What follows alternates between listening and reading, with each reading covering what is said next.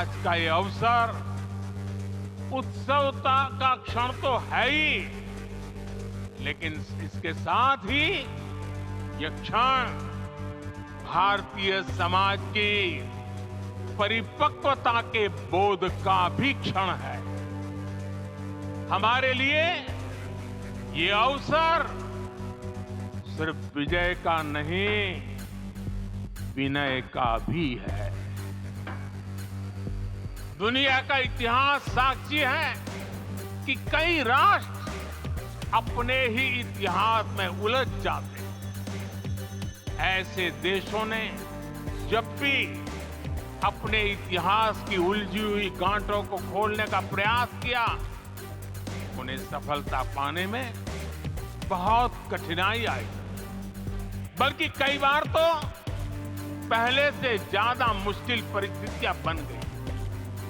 लेकिन हमारे देश ने इतिहास की इस गांठ को जिस गंभीरता और भावुकता के साथ खोला है, वो ये बताती है कि हमारा भविष्य हमारे अतीत से बहुत सुंदर होने जा रहा है। वो भी एक समय था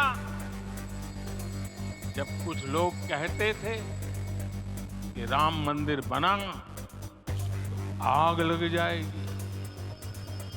ऐसे लोग भारत के सामाजिक भाव की पवित्रता को नहीं जान पाते। रामलला के इस मंदिर का निर्माण भारतीय समाज के शांति, धैर्य, आपसी सद्भाव और समन्वय का भी प्रतीक है। हम देख रहे हैं ये निर्माण किसी आग को नहीं, बल्कि ऊर्जा को जन्म दे रहा है। राम मंदिर समाज के हर वर्ग को एक उज्जवल भविष्य के पथ पर बढ़ने की प्रेरणा लेकर आया है। मैं आज उन लोगों से आह्वान करूंगा, आइए आप महसूस कीजिए, अपनी सोच पर पुनर्विचार कीजिए। राम आग नहीं है, राम ऊर्जा है। राम विवाद नहीं, राम समाधान है। राम सिर्फ हमारे नहीं है, राम तो सबके हैं।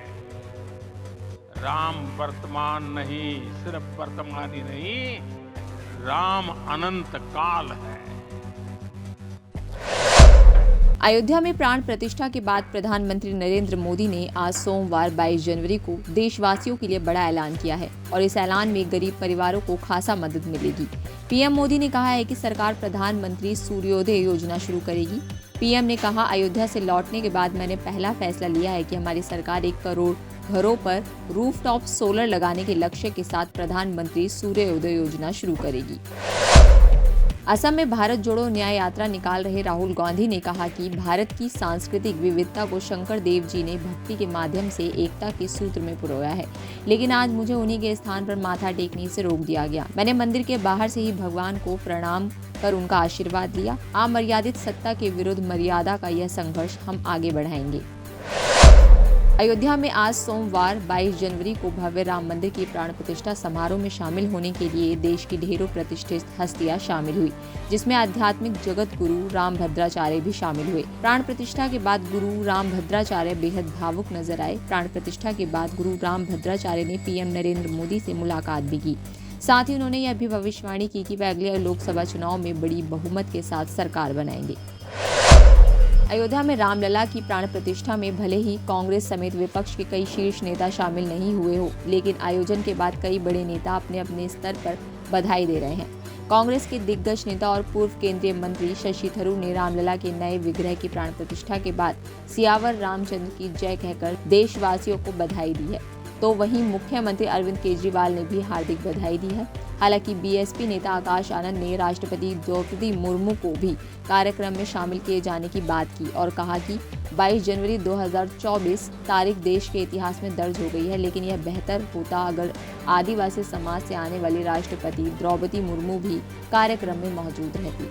सिर्फ प्रोटोकॉल में प्रधानमंत्री को सर्वोच्च रखने के लिए बीजेपी की सरकार ने बड़ी गलती कर दी है।